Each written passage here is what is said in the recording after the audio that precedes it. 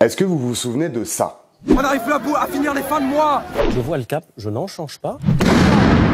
Oh là là là là. Moi j'entends la colère. Le ministre de l'Intérieur leur a fait la guerre sans sommation. Alors, les gilets jaunes contre-attaquent. Et j'imagine que vous vous souvenez de ça aussi. Priorité au direct parce qu'on a des images à l'instant de Notre-Dame à Paris où un incendie s'est déclenché.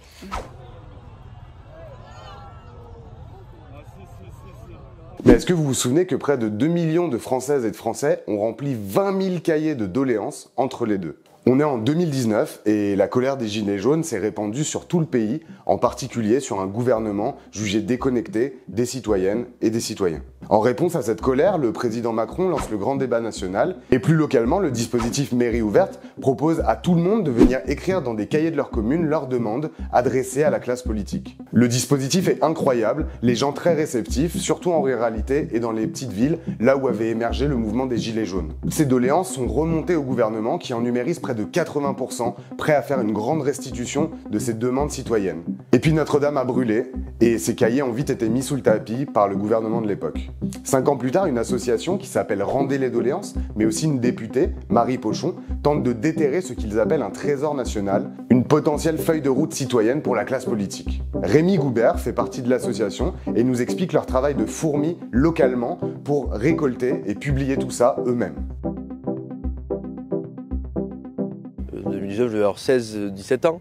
Et j'étais honoré qu'on donne la voix aux citoyennes et aux citoyens. Et j'avais vu dans la grande salle d'Aurillac plein de gens discuter, débattre, s'énerver. Mais ça crée quelque chose d'intéressant. Et je me revois même écrire dans le cahier, après avoir participé, écrire mes doléances là. Et le président avait tenu une promesse. C'était de les rendre le plus facilement accessibles à toutes et tous, parce que cela constitue un trésor national. Et c'est vrai que j'ai un énervement de ce côté-là, une colère qui, je crois, est saine pour ces gens-là, et d'un mépris total d'avoir essayé de prendre leurs paroles et ensuite de les archiver, de ne pas les considérer. C'est un exercice qui rentre dans l'histoire de notre pays, et donc elle ne doit pas sortir de l'histoire de notre pays, c'est-à-dire qu'elle ne doit pas être oubliée. Vu que le politique, le gouvernement ne tient pas sa promesse de rendre publiques ces doléances-là, nous allons le faire nous-mêmes. Nous avons décidé avec plein d'amis, des chercheurs, d'autres qui sont engagés dans la politique ou dans des associations, de créer une structure qui s'appelle Rendez les doléances et qui a pour objectif, comme le dit son titre, de rendre les doléances à la population française. Parce que toute cette matière-là pourrait être utilisée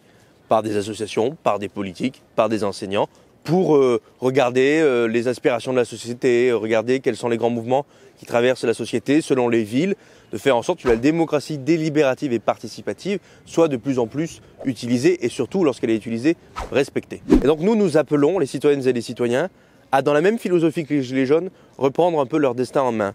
C'est-à-dire aller dans les archives départementales où se trouvent les doléances, elles y sont. On ne peut pas vous dire qu'elles n'y sont pas, elles y sont. Simplement aller les consulter, prendre en note soit tout, ce serait bien, ou ce qui vous semble le plus pertinent, et nous les envoyer dans le site de rendezlesdoléances.fr. On a une carte interactive, on met les doléances selon les départements, et petit à petit, on va faire un long travail, c'est vrai, de recherche, mais qui permettra de ramener les doléances à la maison, si je puis dire, et faire en sorte qu'elles soient ensuite l'objet des chercheurs et du politique ou des associations. Le gouvernement ne fait pas son travail, eh bien nous devons nous y substituer.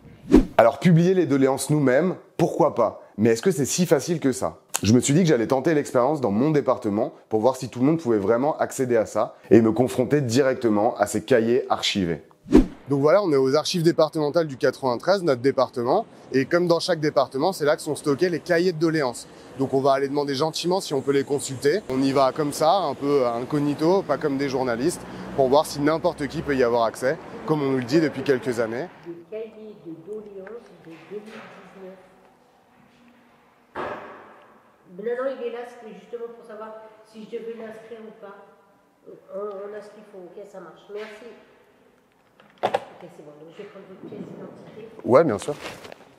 Et du coup, il faut que je revienne cet après-midi, par contre, pour... Voilà, ou là. c'est pour libre service. Je vais demander à ma collègue si c'est en libre service, vous allez pouvoir consulter ici. Ah. Il faudra revenir à 13h15 parce que du coup, il faut les commander pour qu'on aille les chercher dans les étages. Ok, ça marche. Bon, je vais aller déjeuner et puis je reviendrai après. Du coup, là, je suis en train de checker le document principal pour savoir quel carton je vais prendre dans les archives, parce que je peux pas prendre tous les cartons en même temps. Et Et en fait, je me suis dit que j'allais prendre Montreuil, vu que j'habite à Montreuil. Donc, je sais qu'est-ce qui s'était dit dans ma ville. Et en fait, Montreuil n'a pas versé aux archives départementales le contenu de ce qui avait été fait à Montreuil. Même s'il y a eu des cahiers de doléances, ils ne sont pas ici. Donc, alors que tout est censé être comptabilisé aux archives, et ben, ça y est pas.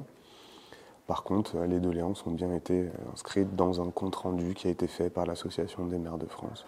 Mais du coup, qui n'est pas là et on ne sait pas où c'est. Je vais en prendre que 2 du coup. Ça marche.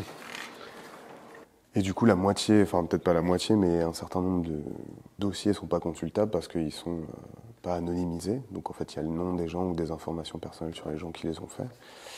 Et donc du coup, ça réduit encore un peu ce qu'on est capable de consulter, mais c'est aussi une demande du coup de l'association Rendez les doléances, que le gouvernement anonymise lui-même tout ça et en fasse une compilation à laquelle on puisse tous et toutes accéder, quoi. Parce que là, en l'état, même quand on fait la démarche de venir, de trouver ce qu'on cherche, bah, même là, on ne va pas pouvoir tout consulter. Ou alors, il faut des dérogations, et donc là, il faut être chercheur, journaliste. Du coup, ça y est, j'ai enfin les cahiers de doléances de Bagnolet.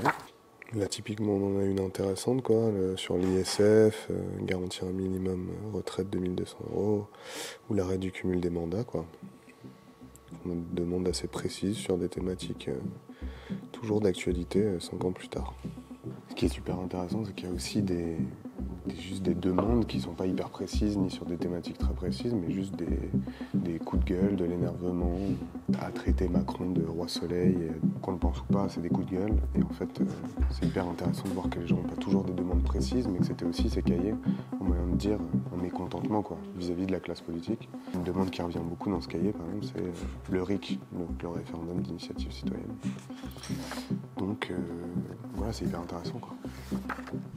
Intéressant, mais super galère. J'ai passé quelques heures pour au final ne consulter que 2 villes sur les 40 de mon département. Donc accessible, oui, mais difficilement, c'est donc aux politiques de prendre ses responsabilités. Et c'est ce qu'essaye de faire Marie Pochon, députée de la Drôme, en déposant une résolution transpartisane à l'Assemblée, pour la restitution publique et accessible à toutes et tous de ces doléances. Ça m'a fait pas mal réfléchir parce qu'il y avait eu une expérience avant les doléances du grand débat national, c'était les doléances de la Révolution française. Et je me suis dit que nous, parlementaires, nous avions aussi un rôle à jouer dans le fait de réouvrir cette page-là de notre histoire nationale. Et donc, on s'est mis au travail pour écrire une résolution qui viendrait demander au gouvernement de tenir sa promesse et de rendre publiques les doléances. Notre résolution, elle vise d'abord à ce que la promesse présidentielle d'une publication des doléances soit tenue via une plateforme en open source. Elle vise également à appuyer le travail des chercheurs qui est déjà à l'œuvre depuis 5 ans dans les archives départementales. Et on a besoin d'une recherche publique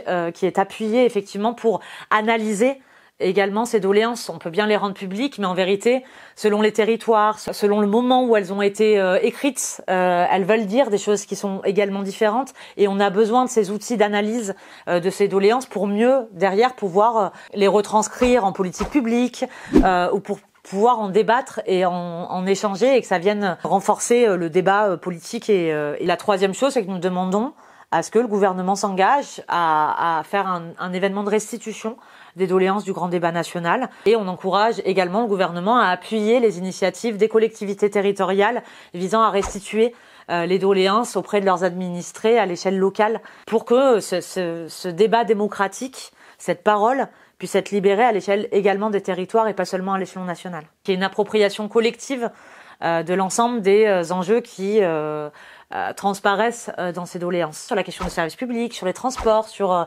l'accès aux soins, sur l'écologie, sur le renouvellement démocratique, et que ça peut donner un corpus et qui permettrait de fixer un cap qui corresponde aussi aux attentes des Françaises et des Français. C'est absolument pas contraignant, c'est-à-dire que le gouvernement peut totalement ignorer la résolution et ne pas du tout la mettre en œuvre.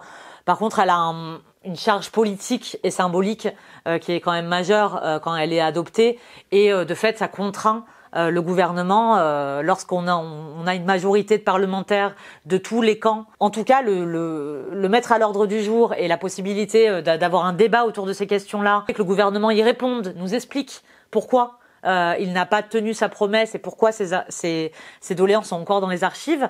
Je pense qu'on a besoin d'avoir ces explications, et on est plusieurs millions de Français à se demander pourquoi leur voix n'a pas été entendue. Donc on a choisi d'essayer de la faire inscrire dans une semaine transpartisane. Il nous faut le soutien d'un groupe de l'opposition et d'un groupe de la majorité. En vérité, on parle que quelques dizaines de milliers d'euros. L'épaisseur du trait, des millions et des millions d'euros qui avaient été dépensés pour l'organisation du grand débat national. Et on considère que cette restitution, elle fait partie du grand débat national. Maintenant, moi, je ne peux m'empêcher de penser qu'il y a également un frein politique. Je pense que pour un certain nombre d'élus de la majorité ou pour le président de la République, il y a peut-être aussi la volonté de ne pas soulever le couvercle. Que c'est un moment de colère, d'expression politique qui ne correspondait pas forcément au récit que voulait s'en faire le gouvernement de l'époque ou le président de la République. Ou entre le Covid, les gilets jaunes, entre les mouvements climat, tout ça, ça s'est jamais apaisé parce qu'on n'a jamais pu trouver une voie de sortie qui était à la hauteur des attentes des Françaises et des Français. Chiche, on réouvre ces doléances et on leur donne la place qu'il faut dans le débat public et politique. Et je pense que nous, en tant que parlementaires, on grandirait aussi, on ferait grandir notre institution, que là, d'être dans notre rôle premier, qui est de porter la parole des Françaises et des Français et de la défendre.